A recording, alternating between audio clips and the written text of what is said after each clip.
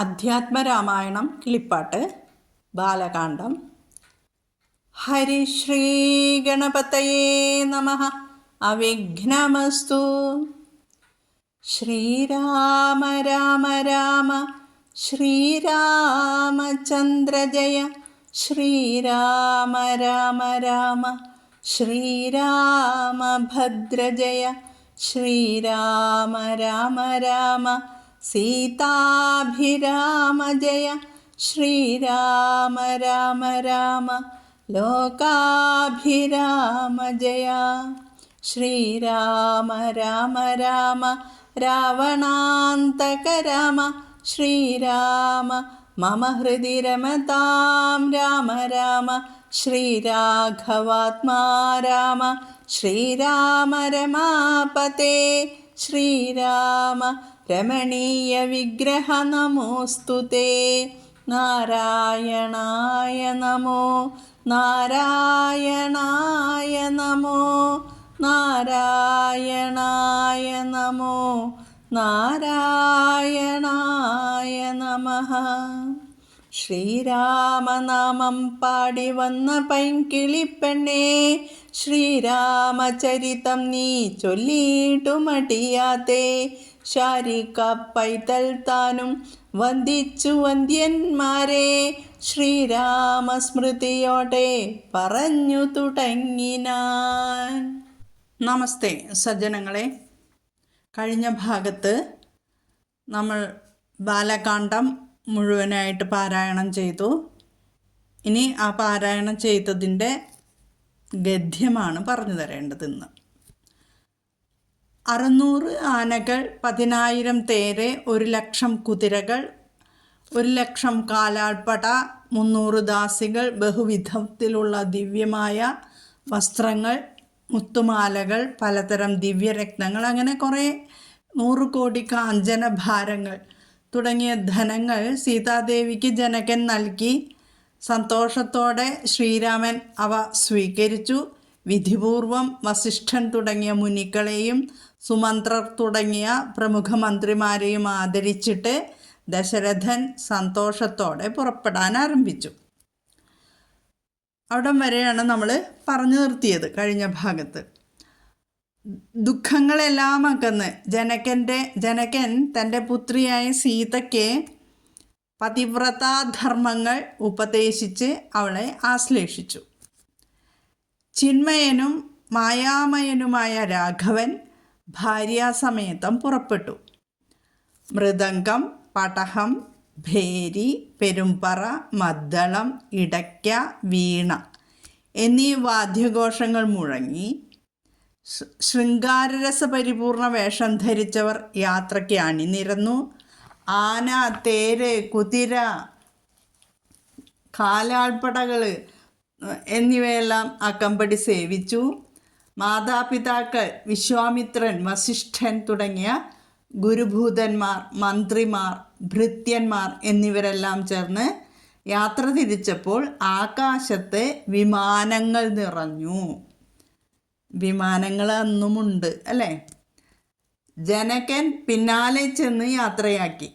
വെൺകൊറ്റക്കുട, തഴ, വെൺചാമരങ്ങൾ, ആലവട്ടങ്ങൾ, ചെങ്കൊടിക്കൂറകൾ കൊണ്ട് അങ്കിതമാക്കിയ കൊടികൾ എന്നിവയോടും കുങ്കുമം, ചന്ദനം, കസ്തൂരി തുടങ്ങിയ ഗന്ധത്തോടും കൂടി 3 യോജന വഴി കടന്നപ്പോൾ ദുർനിമിത്തങ്ങൾ കാണാൻ തുടങ്ങി. ദശരഥൻ വസിഷ്ഠനെ വന്ദിച്ച് ദുർനിമിത്തങ്ങൾക്ക് കാരണമെന്തെന്ന് ചോദിച്ചു.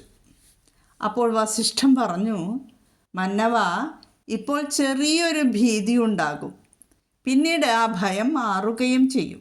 അതിനാൽ പേടിക്കുകയും ദുഃഖിക്കുകയും ഒന്നും വേണ്ട, ഇതുകൊണ്ട് കീർത്തി വർദ്ധിക്കുകയുള്ളൂ എന്ന് പറഞ്ഞു. ഈ സമയത്ത് വഴിനടുവിൽ ഭാർഗവരാമൻ വന്നു നിന്നു. കാർമേഘം പോലെ നിർമ്മലമായ നിറത്തോടുകൂടിയ ശരീരമുള്ളവനും ശ്രീ പരമേശ്വര ശിഷ്യനും ബടവാഗ്നി തുല്യനും ക്രുദ്ധനും പരശുബാണാസനങ്ങളും പൂണ്ട് നിൽക്കുന്നവനുമായ ഭാർഗവരാമനെ കണ്ട് ഭയപ്പാടോടുകൂടി ദശരഥൻ നമസ്കരിച്ചു. ഇവിടെ ഒരു വാക്ക് ഞാൻ പറഞ്ഞു, നമ്മുടെ ശ്ലോകത്തിലുള്ളതാണ്. ബടവാഗ്നി, ബടവാനലൻ എന്നുണ്ട് അല്ലേ? ശ്ലോകം നോക്കിയാൽ മനസ്സിലാവും.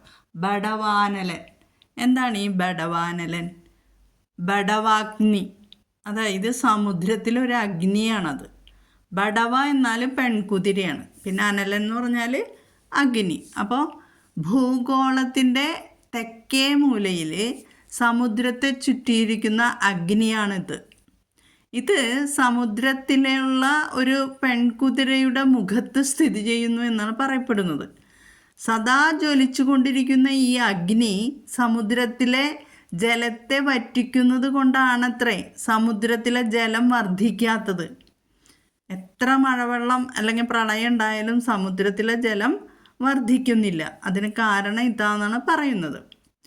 യുഗാവസാനത്തിൽ ഇത് മുകളിൽ വന്ന് ലോകത്തെ നശിപ്പിക്കും എന്ന് പറയപ്പെടുന്നു. ശ്ലോകത്തിൽ ഈ ബണവാനല സമൻ എന്നുള്ള ഒരു വാക്ക് വന്നതുകൊണ്ടാണ് അത് വിവരിച്ച് തന്നത്. ഇനി നമുക്ക്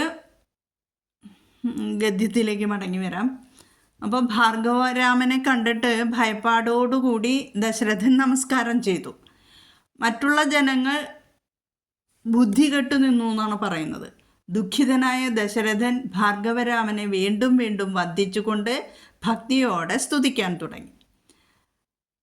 കാർത്തവീര്യൻ്റെ ശത്രുവായ തപോനിധിയെ സൂര്യവംശത്തെ രക്ഷിച്ചാലും ക്ഷത്രിയാന്തക ജമദഗ്നിപുത്ര രേണുകാത്മജ പരശുധാരി പരിപാലിക്കണേ. ക്ഷത്രിയകുലത്തിൻ്റെ രക്തതീർത്ഥത്തിൽ കുളിച്ച് പിതൃക്കൾക്ക് തർപ്പണം ചെയ്ത ഭൃഗുപത്തെ കാത്തുകൊള്ളണേ.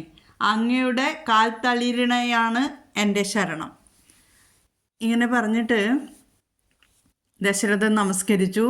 ഇതൊന്നും ശ്രദ്ധിക്കാതെ ക്രോധത്തോടുകൂടി തീജ്വാല പോലെയും നട്ടുച്ചയിലെ സൂര്യമണ്ഡലം പോലെയും ഉഗ്ര തേജസ്സോടെയുള്ള മുഖത്തോടുകൂടി പരശുരാമൻ ശ്രീരാമനോട് പറഞ്ഞു, ഈ 3 ലോകങ്ങളിലും ഞാനല്ലാതെ മറ്റൊരു രാമനുണ്ടോ?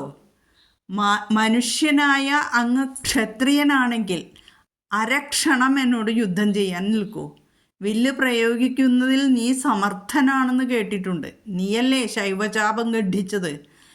എൻ്റെ കയ്യിൽ മഹാസാരമായ വൈഷ്ണവചാപമുണ്ട്. നീ ക്ഷത്രിയകുലജാതനാണെങ്കിൽ ഇതെടുത്ത് പ്രയോഗിക്കുക. എങ്കിൽ നിന്നോട് ഞാൻ യുദ്ധം ചെയ്യാം. അല്ലെങ്കിൽ എല്ലാ പേരെയും കൂട്ടത്തോടെ സംഹരിക്കുന്നതിന് എനിക്ക് മടിയില്ലെന്ന് നീ ധരിച്ചാലും. ക്ഷത്രിയ വംശനാശകനാണ് ഞാനെന്ന് അറിഞ്ഞില്ലേ? ശത്രുത്വം നമ്മിൽ പണ്ടേ ഉണ്ടെന്ന് നീ ഓർക്കുക. ഭാർഗവരാമൻ ഇപ്രകാരം പറഞ്ഞപ്പോൾ ഭൂമിയും പർവ്വതങ്ങളും വിറച്ചുവെന്നാണ് പറയുന്നത്. ദിക്കുകൾ അന്ധകാരം കൊണ്ട് മറഞ്ഞു. സമുദ്രങ്ങൾ കലങ്ങിമറിഞ്ഞു. ദേവന്മാരും താപസശ്രേഷ്ഠന്മാരും എന്താണ് സംഭവിക്കാൻ പോകുന്നത് എന്നോർത്ത് ചിന്താകുലരായി. ദശരഥൻ പേടി കൊണ്ട് വിറപൂണ്ടു. വസിഷ്ഠന് സന്താപമുണ്ടായി. ക്രുദ്ധനായി നിൽക്കുന്ന പരശുരാമനോട് ശാന്തഭാവത്തിൽ ശ്രീരാമൻ പറഞ്ഞു, അങ്ങയെപ്പോലെ പ്രശസ്തരായ മഹാനുഭാവന്മാർ ബാലന്മാരോട് ഇങ്ങനെ തുടങ്ങിയാൽ അവർക്ക് ആരാണ് ആശ്രയമുള്ളത്? ആശ്രമധർമ്മവും കുലധർമ്മവും എങ്ങനെ പാലിക്കാനാവും? അങ്ങയുടെ തിരുമനസ്സിൽ തോന്നുന്ന കാര്യങ്ങൾക്ക് പിന്നീട് വല്ല മാറ്റവും ഉണ്ടാകുമോ? അന്ധനായ ബാലകനുണ്ടോ ഗുണബന്ധനം ഭവിക്കുന്നു? ഞാൻ ക്ഷത്രിയ കുലത്തിൽ ജനിച്ചവനാണെങ്കിലും ശസ്ത്രാസ്ത്ര പ്രയോഗങ്ങളിൽ സാമർഥ്യമില്ല. ശത്രുമിത്ര ഭേദമോ ഉദാസീന ഭേദമോ എനിക്കില്ല. ശത്രുനാശം വരുത്തുവാൻ ശക്തിയുമില്ല. അങ്ങയുടെ നിശ്ചയത്തെ ലംഘിക്കുവാൻ അന്തകാന്തകനായ ശിവഭഗവാന് പോലും കഴിയില്ല. അതുകൊണ്ട് വില്ലിങ് തന്നാലും എനിക്കാകുമെങ്കിൽ ഞാൻ കുലയ്ക്കാം.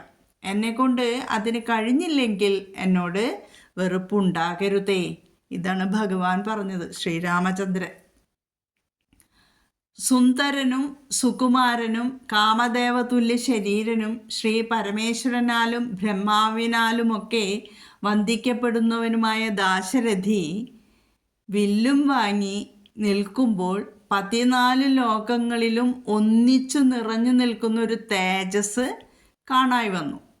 ശ്രീരാമൻ പ്രയാസം കൂടാതെ വില്ലു കുലച്ച് ഒരു ബാണം എയ്തിട്ട് ഭൃഗുപതിയോട് പറഞ്ഞു, ദയാനിധേ, സന്തോഷത്തോടെ അരുളി ചെയ്യണം.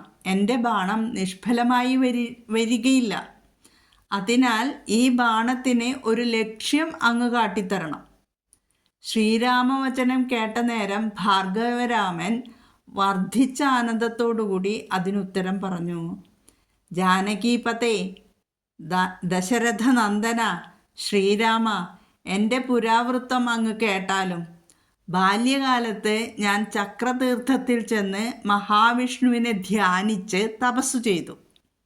ഉഗ്രമായ തപസ്സുകൊണ്ട് ഇന്ദ്രിയങ്ങളെയെല്ലാം നിഗ്രഹിച്ച് ഭഗവാനെ നിത്യവും സേവിച്ചു. കൈവല്യമൂർത്തിയായ സാക്ഷാൽ മഹാവിഷ്ണു അവസാനം എൻ്റെ മുന്നിൽ പ്രത്യക്ഷനായി അരുളി ചെയ്തു, എഴുന്നേൽക്കൂ ബ്രഹ്മൻ, നിന്റെ തപസ്സിൽ ഞാൻ സന്തുഷ്ടനാണ്. എൻ്റെ തേജസ്സോടു കൂടിയവനാണ് ഭവാൻ എന്ന് അറിഞ്ഞാലും അങ്ങയാൽ ചെയ്യേണ്ട കർത്തവ്യങ്ങൾ പലതുണ്ട്. നിന്റെ പിതൃഹന്താവും എൻ്റെ കലയുടെ അംശത്തിൽ ജനിച്ചവനും ധനുർവിദ്യയിൽ സമർത്ഥനും ഹേഹയ രാജാവുമായ കാർത്തവീരാർജുനനെ നീ വല്ല വിധവും വധിക്കണം. 21 പ്രാവശ്യം നീ ക്ഷത്രിയ വംശത്തെ യുദ്ധത്തിൽ നിഗ്രഹിച്ചിട്ട് ഭൂമണ്ഡലത്തെ കശ്യപന് ദാനം ചെയ്യുക. പിന്നീട് ശാന്തി പ്രാപിച്ച് തപോനിഷ്ഠയോടെ വസിക്കുക. ത്രേതായുഗത്തിൽ ഞാൻ ദശരഥപുത്രനായി ഭൂമിയിൽ അവതരിക്കും. അന്ന് തമ്മിൽ കാണുമ്പോൾ എൻ്റെ വൈഷ്ണവ തേജസ് ദാശരഥിയിൽ സമർപ്പിക്കണം. പിന്നെയും തപസ്സു ചെയ്ത് ബ്രഹ്മപ്രളയാന്തം വരെ എന്നെ സേവിച്ചു കൊള്ളുക. ഇങ്ങനെ അരുൾ ചെയ്ത ശേഷം മഹാവിഷ്ണു മറഞ്ഞു. അങ്ങയുടെ നിയോഗങ്ങളെയെല്ലാം ഞാൻ അനുസരിച്ചു. ദശരഥപുത്രനായി അവതരിച്ച അങ്ങ് മഹാവിഷ്ണു തന്നെയാണ്. എന്നിലുള്ള വൈഷ്ണവ തേജസ് അങ്ങയിലാക്കുവാനാണ് ഞാൻ വില്ല് തന്നത്. ബ്രഹ്മാദിദേവകളാൽ അഭ്യർത്ഥിക്കപ്പെട്ടിട്ടുള്ള കാര്യങ്ങൾ അങ്ങയുടെ മായാബലം കൊണ്ട് സാധിപ്പിക്കുക. ഇന്ന് എൻ്റെ ജന്മം സഫലമായി തീർന്നു. ബ്രഹ്മമുഖ്യന്മാർക്ക് പോലും കാണാൻ പ്രയാസമായ നിർമ്മലമായ അങ്ങയുടെ രൂപം കാണാൻ കഴിഞ്ഞതിൽ ഞാൻ ധന്യനും കൃതാർത്ഥനുമാണ്. അങ്ങയുടെ രൂപം എൻ്റെ ഉള്ളിൽ സദാ വസിക്കണം.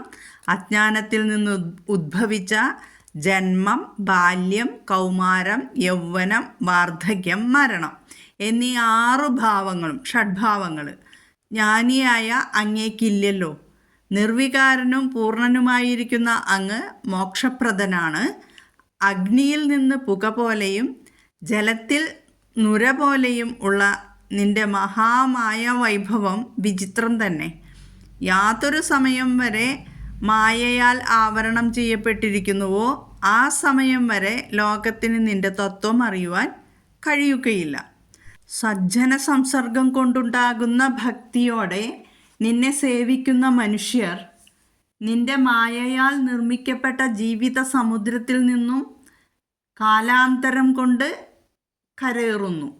നിന്റെ ജ്ഞാനം ആഗ്രഹിക്കുന്ന മനുഷ്യർക്ക് അജ്ഞാനം നീക്കുന്ന സദ്ഗുരുവിനെ ലഭിക്കും. നിന്റെ പ്രസാദത്താൽ സദ്ഗുരുവിൽ നിന്ന് വാക്യജ്ഞാനം അവരുടെ മനസ്സിലുണ്ടാകും. അങ്ങനെ അവർ കർമ്മബന്ധങ്ങളിൽ നിന്ന് മുക്തരായി നിന്റെ പാദങ്ങളിൽ ലയിക്കും. നിന്നിൽ ഭക്തിയില്ലാത്തവർക്ക് കൽപ്പകോടികൾ കൊണ്ടും മോക്ഷപ്രദമായ വിജ്ഞാന ജ്ഞാനസുഖം ലഭിക്കുകയില്ല.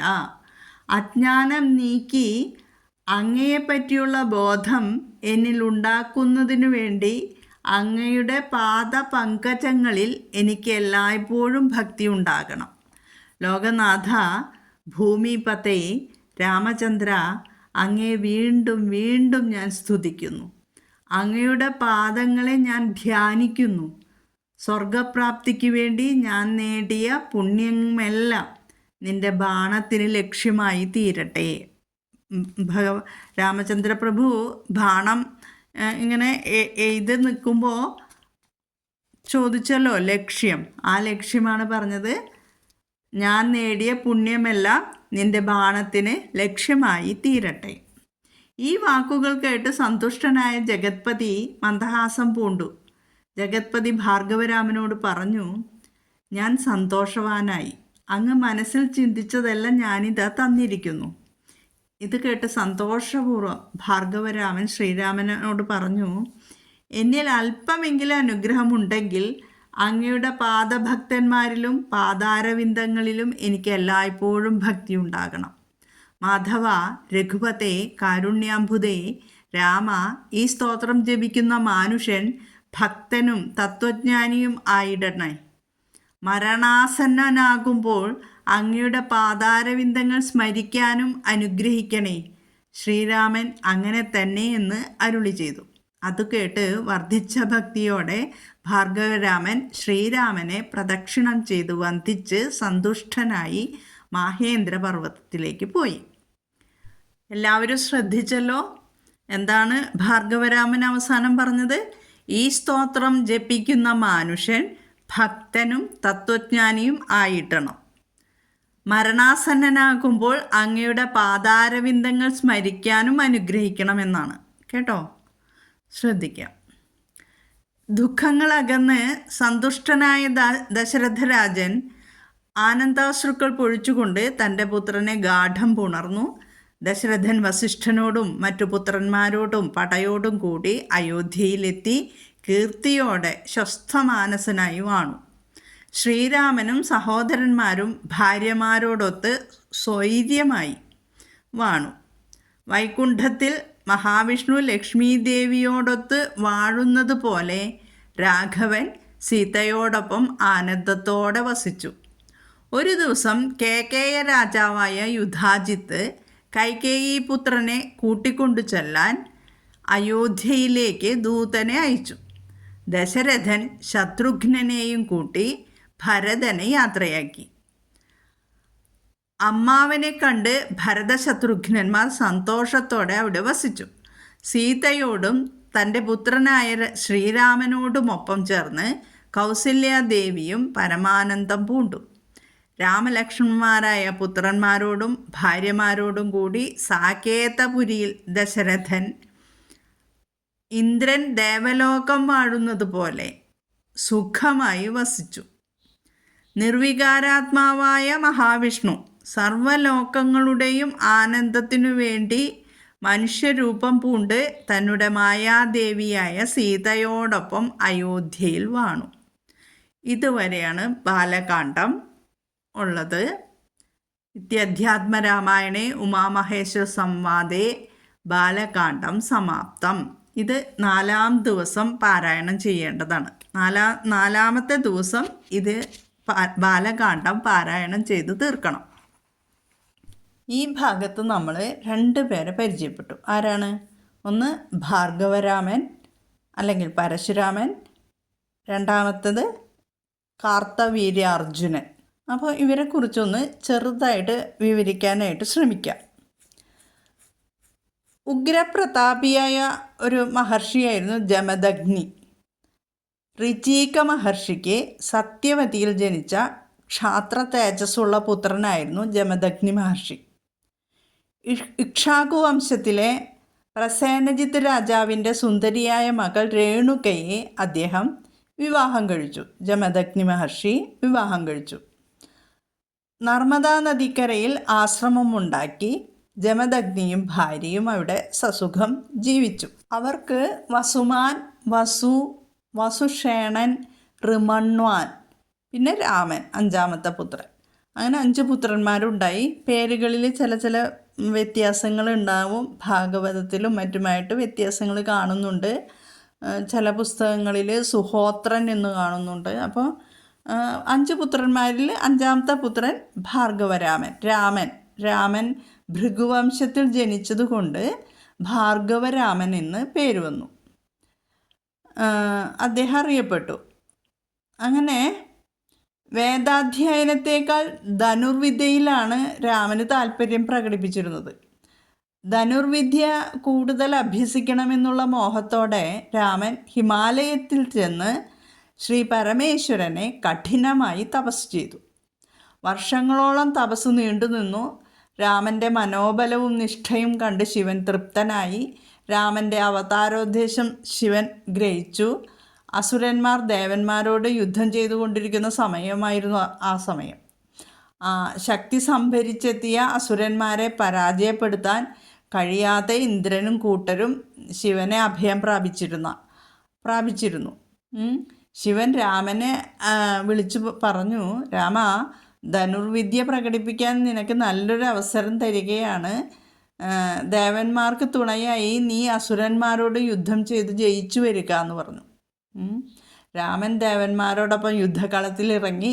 ഘോരമായ യുദ്ധം നടന്നു. അസ്ത്രപ്രയോഗ വിദ്യയാൽ രാമൻ അസുരന്മാരെ തോൽപ്പിച്ച് ഓടിച്ചു. സംപ്രീതനായ ശിവൻ രാമനെ അനുഗ്രഹിച്ചു. ദിവ്യങ്ങളായ അസ്ത്രങ്ങളും ഒരു പരശുവും ശിവൻ രാമന് സമ്മാനിച്ചു. ശിവനിൽ നിന്ന് പരശു എന്ന് പറഞ്ഞാൽ വെൺമഴു ലഭിച്ച നാൾ മുതൽ രാമൻ്റെ പേരെന്തായി? പരശുരാമൻ എന്നായി തീർന്നു. മഹാവിഷ്ണുവിൻ്റെ 6ാമത്തെ അവതാരമാണ് ഭാർഗവരാമൻ, പരശുരാമൻ. സകല ജനസമുദായത്തിൻ്റെയും യഥാർത്ഥമായ അടിസ്ഥാനം നീതിബോധവും ധർമ്മനിഷ്ഠയുമാകുന്നു. ഈ അടിസ്ഥാനത്തെ നിലനിർത്തുവാൻ എല്ലാ ക്ഷത്രിയരും നിർബന്ധിതരാണ്.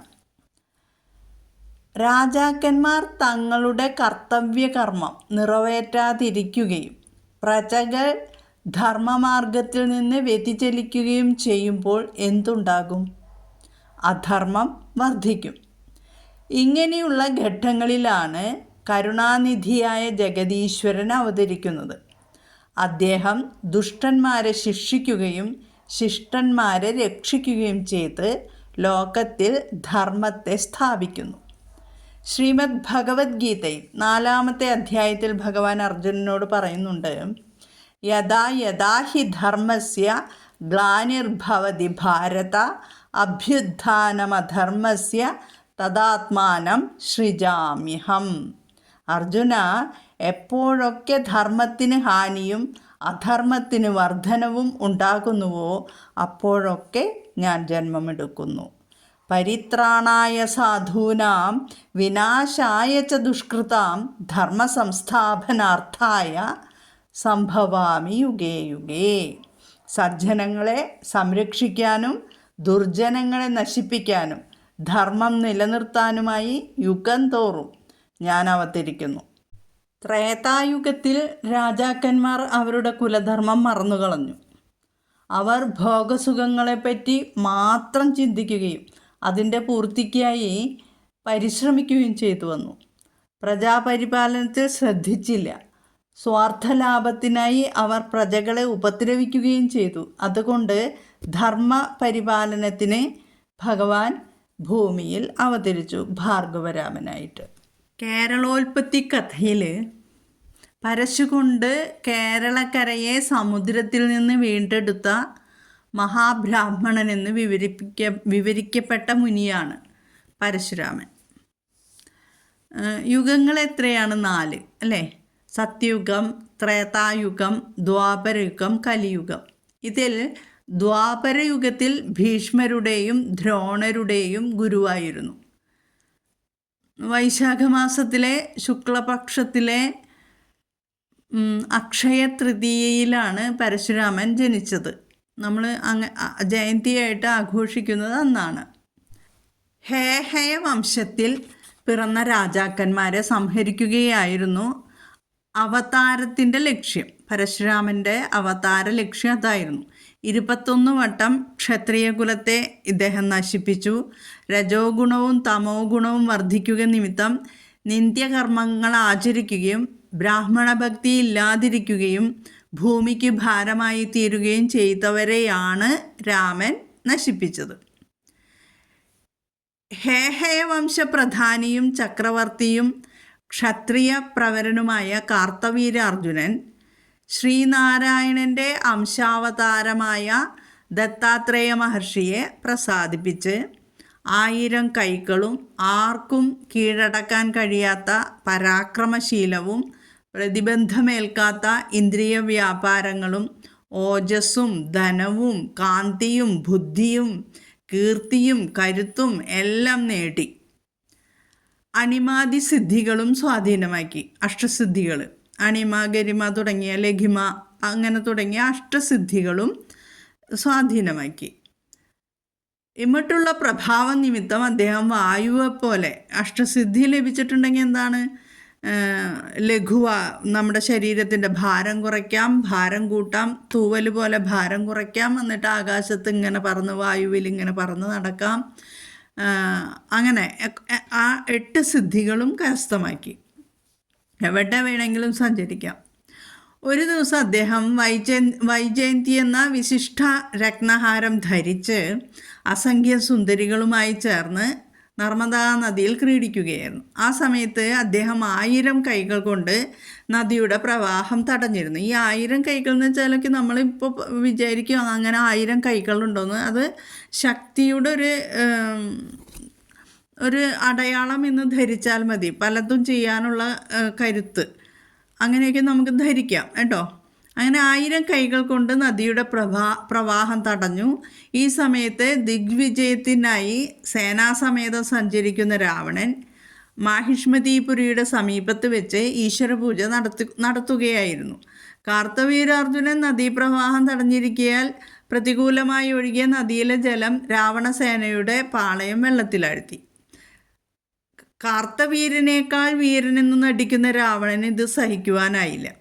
സ്ത്രീകളുമായി ചേർന്ന് ജലക്രീഡ നടത്തുന്ന കാർത്തവീരാർജുനൻ രാവണൻ്റെ യുദ്ധസന്നാഹം കണ്ടപ്പോൾ സ്ത്രീകൾ നോക്കി നിൽക്കെ തന്നെ അവനെ പിടിച്ചു കെട്ടിക്കൊണ്ടുപോയി മാഹിഷ്മതി എന്ന രാജധാനിയിൽ കെട്ടിയിടുകയും പിന്നീട് വിട്ടയക്കുകയും ചെയ്തു. ഇങ്ങനെ ഒരു കഥയുണ്ട്. കാർത്തവീരാർജുനന് രാവണനേക്കാൾ ശക്തിയുണ്ടെന്ന്.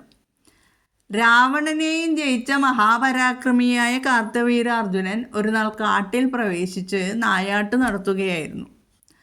അതിനിടയിൽ യാദൃശ്ചികമായി ജമദഗ്നിയുടെ ആശ്രമത്തിലും ചെന്നു. ജമദഗ്നി മഹർഷി പരശുരാമൻ്റെ ഭാർഗവരാമൻ്റെ പിതാവ്.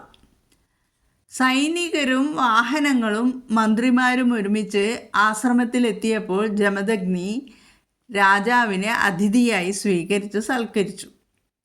അതിനു മുനിക്ക് സാധിച്ചത് കാമധേനുവിൻ്റെ മഹിമ നിമിത്തമായിരുന്നു. വീരനെന്നു ഭാവിക്കുന്ന കാർത്തവീരാർജുനൻ മുനിയുടെ സൽക്കാരത്തിനുള്ള ഒരുക്കങ്ങൾ കണ്ട് അത് കൊട്ടാരത്തിലെ ഐശ്വര്യങ്ങൾക്കപ്പുറമാണെന്ന് മനസ്സിലാക്കി. അതിനാൽ മുനിയുടെ സൽക്കാരത്തിൽ തൃപ്തനായില്ല എന്നു തന്നെയല്ല, ഇതിനൊക്കെ വേണ്ടതായ ഐശ്വര്യമൊരുക്കിയ കാമധേനു തനിക്ക് അധീനമാകണമെന്ന് ആഗ്രഹിക്കുകയും ചെയ്തു. രാജാവല്ലേ. അഹങ്കാരിയായ അവൻ കാമധേനുവിനെയും കുട്ടിയെയും പിടിച്ചുകൊണ്ട് വരുന്നതിന് ഭൃത്യന്മാരെ നിയോഗിച്ചു. ഭടന്മാർ ഉടൻ ചെന്ന് പശുവിനെയും കുട്ടിയെയും പിടിച്ചു മാഹിഷ്മതി എന്ന കൊട്ടാരത്തിലേക്ക് കൊണ്ടുപോയി. ബലമായി പിടികൂടിയപ്പോൾ കാമധേനു ഉച്ചത്തിൽ കരയുന്നുണ്ടായിരുന്നു. പക്ഷെ അതാരും വകവെച്ചില്ല. ആശ്രമം വിട്ട് പുറത്തു പോയിരുന്ന പരശുരാമൻ എത്തിയപ്പോഴാണ് കാമധേനുവിനെ കാർത്തവീരാർജുനൻ അപഹരിച്ച കാര്യം അറിഞ്ഞത്. അതോടെ ചവിട്ടേറ്റ സർപ്പത്തെ പോലെ അദ്ദേഹം ക്രുദ്ധനായി. ഉടൻ തന്നെ ഭയങ്കരമായ പരശു, വില്ല്, ആവനാഴി തുടങ്ങിയവയെല്ലാം എടുത്ത് സിംഹം ആനയുടെ നേർക്കെന്ന വിധം കാർത്തവീരാർജുനൻ്റെ പിറകെ ഓടി. കാമധേനുവിനെയും കൊണ്ട് കാർത്തവീരാർജുനനും മറ്റും മാഹിഷ്മതി എന്ന കൊട്ടാരത്തിനരികിലെത്തിയ സമയത്താണ് ജടയും കൃഷ്ണാജിനവും ധരിച്ചവനെങ്കിലും തേജസ്വിയായ പരശുരാമൻ വരുന്നത് കാർത്തവീരാർജുനൻ കാണുന്നത്. കാർത്തവീരാർജുനൻ തൻ്റെ കാലാൾപ്പട, തേർപ്പട, കുതിരപ്പട, ആനപ്പട എന്നിവയടങ്ങുന്ന 17 അക്ഷൗണികളെ സർവായുധ സജ്ജമാക്കി പരശുരാമനെ നേരിടുവാനായി ചെന്നു. എന്നാൽ ഭഗവദംശം തന്നെയായ പരശുരാമൻ ഒറ്റയ്ക്ക് തന്നെ ആ വൻപടയെ നിഷ്പ്രയാസം നശിപ്പിച്ചു. അവസാനം കാർത്തവീരാർജുനനെയും വധിച്ചു. പിതാവ് വീണതായി അറിഞ്ഞപ്പോൾ കാർത്തവീര്യൻ്റെ മക്കൾ 10,000 പേരും പേടി പൂണ്ട് ഓടിപ്പോയി. ശത്രു സംഹാരം പൂർത്തിയാക്കിയ പരശുരാമൻ കുട്ടിയോടുകൂടിയ കാമധേനുവിനെ വീണ്ടെടുത്ത് പിതാവിന് നൽകി. നടന്ന സംഗതികളെല്ലാം പിതാവിനെ അറിയിച്ചപ്പോൾ അദ്ദേഹം പറഞ്ഞു, പരാക്രമശാലിയായ രാമ, നീ ചെയ്തത് പാപമാണ്. രാജ്യപരിപാലകനായ രാജാവ് ദേവസ്വരൂപനാണ്. അതിനാൽ അദ്ദേഹത്തെ വധിക്കാൻ പാടില്ലായിരുന്നു. തപോധനരായ നമുക്ക് ആ പശു നഷ്ടമായാൽ ഒരു കുറവും സംഭവിക്കുന്നതല്ല. മകനെ, നമ്മൾ ബ്രാഹ്മണരാണ്. ക്ഷമാശീലം കൊണ്ടാണ് നമ്മൾ പൂജ്യരായി ഭവിക്കുന്നത്. ബ്രഹ്മാവ് പോലും ക്ഷമാശീലം കൊണ്ടാണ് പരമേഷ്ഠി എന്ന നില കൈവരിച്ചത്. ക്ഷമ കൊണ്ട് മാത്രമേ ബ്രാഹ്മണരുടെ തേജസ് സൂര്യ തേജസ് പോലെ വിളങ്ങുകയുള്ളൂ. ക്ഷമാശീലമുള്ളവർക്കും നേരെ ഭഗവാൻ വേഗത്തിൽ പ്രസാദിക്കും. രാജ്യപരിപാലനത്തിനായി അഭിഷേകം ചെയ്യപ്പെട്ട രാജാവിൻ്റെ വധം ബ്രാഹ്മണവധത്തേക്കാൾ വലിയ പാപമാണ്. അതിനാൽ പാപപരിഹാരത്തിനായി ഹരിസ്മരണയോടെ നീ ഗംഗ മുതലായ നദികളിൽ സ്നാനം ചെയ്യുന്നതിനായി ഒരു തീർത്ഥയാത്ര നടത്തണം. അങ്ങനെ ഒരു സംവത്സരം പാപപരിഹാരത്തിനായി തീർത്ഥാടനം നടത്തി ആശ്രമത്തിൽ പരശുരാമൻ മടങ്ങിയെത്തി. ഒരിക്കൽ രാമൻ്റെ മാതാവായ രേണുക ജലം കൊണ്ടുവരുന്നതിനായി ഗംഗാനദിയിലേക്ക് പോകുകയുണ്ടായി. അപ്പോൾ അപ്സരസ്സുകളുമായി ചേർന്ന് വിളയാടുന്നവനും താമരമാലയണിഞ്ഞവനുമായ ഒരു ഗന്ധർവനെ കണ്ട് ജിജ്ഞാസയോടെ തെല്ലുനേരം നോക്കി നിന്നു. അതിനിടയിൽ അഗ്നിഹോത്രം നടത്തുന്നതിനുള്ള സമയം അതിക്രമിച്ചിരിക്കുന്ന കാര്യം അവൾ ഓർത്തതേയില്ല.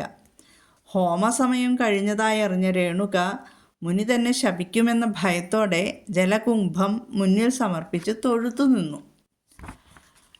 ഭാര്യയുടെ മനസ്സ് ചിത്രരഥനിൽ, അതായത് ഗന്ധർവനിൽ പ്രവേശിച്ചത് വ്യഭിചാരദോഷമായി കണ്ട് കുപിതനായ മുനി പുത്രന്മാരോട് പാപിഷ്ഠയായ മാതാവിനെ കൊല്ലുവാൻ ആജ്ഞാപിച്ചു. പക്ഷെ അവർ മാതൃവധത്തിനൊരുമ്പിട്ടില്ല. തൻ്റെ ആജ്ഞ അനുസരിക്കാത്ത പുത്രന്മാരെയും വ്യഭിചാരദോഷം ഭാവിച്ച മാതാവിനെയും വധിക്കുവാൻ മുനി രാമനോട് ആജ്ഞാപിച്ചു. പിതാവിൻ്റെ തപസിദ്ധികളും മറ്റും നന്നായി അറിയുന്ന രാമൻ മറ്റൊന്നും ചിന്തിക്കാതെ അച്ഛൻ കൽപ്പിച്ച പ്രകാരം സഹോദരന്മാരെയും മാതാവിനെയും വധിച്ചു. തൻ്റെ ആജ്ഞ പരിപാലിച്ച രാമനിൽ പ്രിയം ജനിച്ച മുനി ഇഷ്ടവരം വരിച്ചുകൊള്ളുവാൻ രാമനോട് പറഞ്ഞു. അപ്പോൾ താൻ നിഗ്രഹിച്ച മാതാവും സഹോദരന്മാരും ജീവിക്കണമെന്നും വധത്തെക്കുറിച്ചുള്ള ബോധം അവർക്കുണ്ടാകരുതെന്നുമായിരുന്നു അദ്ദേഹം വരിച്ച വരം. തൽക്ഷണം മാതാവും സഹോദരന്മാരും ഉറക്കം കഴിഞ്ഞ് എഴുന്നേൽക്കുന്ന വിധം സുഖമായി എഴുന്നേറ്റു. ഈ സിദ്ധികളെല്ലാം പിതാവിനുണ്ടെന്ന് അറിവുള്ളതിനാലാണ് രാമൻ ആ സാഹസങ്ങളെല്ലാം ചെയ്തത്. ഒരിക്കൽ പരശുരാമനും സഹോദരന്മാരും കൂടി കാട്ടിലേക്ക് പോയ തക്കത്തിന് കാർത്തവീര്യാർജുനൻ്റെ മക്കൾ പ്രതികാരച്ഛയോടെ ആശ്രമത്തിൽ ചെന്നു. അപ്പോൾ അവിടെ ജമദഗ്നി മഹർഷി ഉണ്ടായിരുന്നില്ല. ഉടൻ അവർ യാഗശാലയിൽ ചെന്നു. അത് അവർക്ക് പറ്റിയ സമയമായിരുന്നു. മുനി കണ്ണടച്ച് ഭഗവാനെ ധ്യാനിക്കുകയായിരുന്നു. ആ നീചബുദ്ധികൾ തൽക്ഷണം അദ്ദേഹത്തെ വധിച്ചു. രേണുക ദീനം വിലപിക്കുകയും താണുകേണ അപേക്ഷിക്കുകയും ചെയ്യുന്നത് വകവയ്ക്കാതെ ആ ക്ഷത്രിയ അധമന്മാർ ജമദഗ്നിയുടെ ശിരസ് വെട്ടിയെടുത്ത് കൊട്ടാരത്തിലേക്ക് കൊണ്ടുപോയി. സഹിക്കാനാവാത്ത ഹൃദയവേദനയോടെ രേണുക മാറത്തടിച്ച് കരഞ്ഞു. മകനെ രാമ, വേഗം വരൂ എന്ന് ഉറക്കെ പറഞ്ഞ് കരയുന്നത് രാമന് കേൾക്കാൻ കഴിഞ്ഞു. ഉടൻ തന്നെ അദ്ദേഹം ആശ്രമത്തിലേക്ക് തിരിച്ചു. അവിടെ ചെന്നപ്പോൾ കണ്ടത് മരിച്ചു കിടക്കുന്ന പിതാവിനെയാണ്.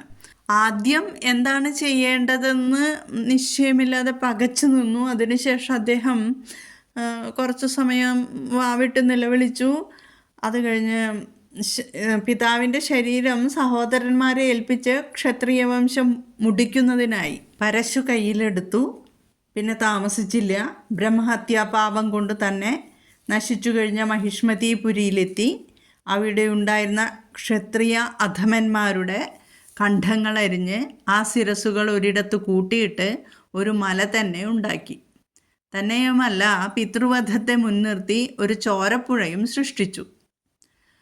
ഇത് ബ്രാഹ്മണ ദ്വേഷികൾക്ക് ഭയം ജനിപ്പിക്കുന്നതിനായിരുന്നു. തുടർന്ന് അദ്ദേഹം 21 പ്രാവശ്യം ഭൂമിയെ ക്ഷത്രിയ ശൂന്യമാക്കി തീർത്തു.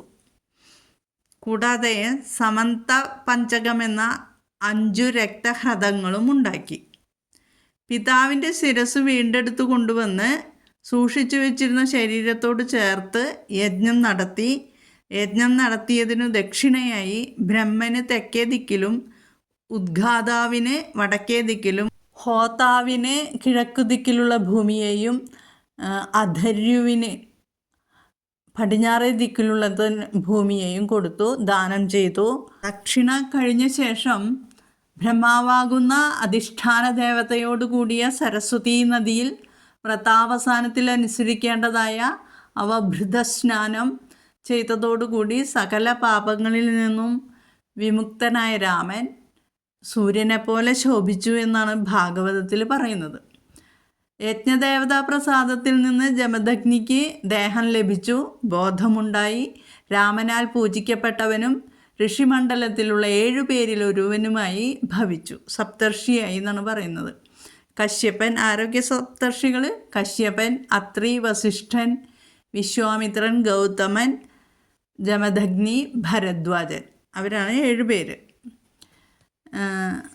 അങ്ങനെ ഭഗവാൻ ക്ഷത്രിയവധം മുതലായ ഹിംസകളെ മുഴുവൻ ഉപേക്ഷിച്ചു. പരമശാന്തിയെ ആശ്രയിച്ചുകൊണ്ട് പരശുരാമൻ മഹേന്ദ്ര പർവ്വതത്തിൽ ഇപ്പോഴും വസിക്കുന്നു എന്നാണ് പറയപ്പെടുന്നത്. സിദ്ധന്മാർ, ഗന്ധർവന്മാർ, ചാരണന്മാർ മുതലായവർ രാമചരിതത്തെ കീർത്തിക്കുകയും ചെയ്യുന്നു എന്ന് പറയുന്നു.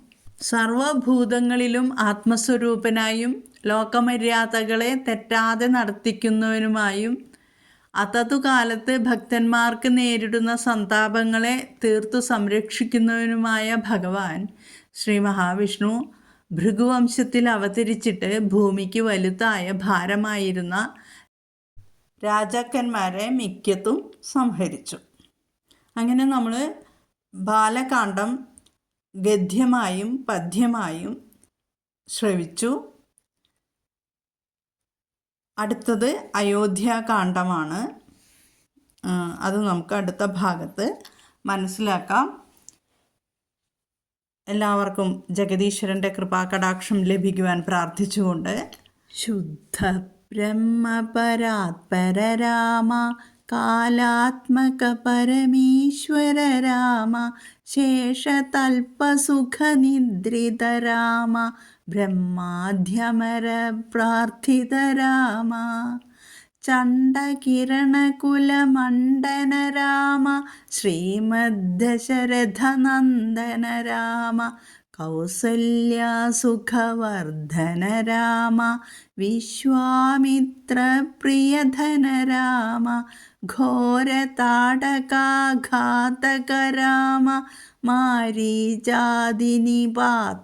രാമ കൗശിഖമഖ സംരക്ഷിത രാമ ശ്രീമദഹല്യോദ്ധാരക രാമ ഗൗതമമാമുനി സംസ്തുത രാമ സുരമുനിവരഗണ സംസ്തുത രാമ നാവികധാവിത മൃദുപദ രാമ മിഥിലാപുരജനമോദിത രാമ മൈഥിലമാനസരഞ്ജക രാമ ത്രയംബക കാർമുക ഭഞ്ജന രാമ സീതാർപ്പിതവരമാലിക രാമ കൃതവൈവാഹിക കൗസ്തുക രാമ ഭാർഗവദർപ്പവിനാശക രാമ ശ്രീമദയോധ്യാപാലക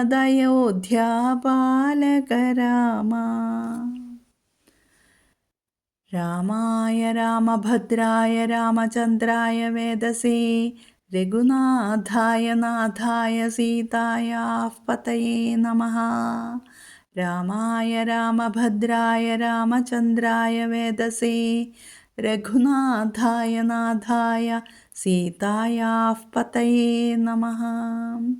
രാമായ രാമഭദ്രായ രാമചന്ദ്രായ വേദസേ രഘുനാഥായ നാഥായ സീതായ പതയേ നമഃ.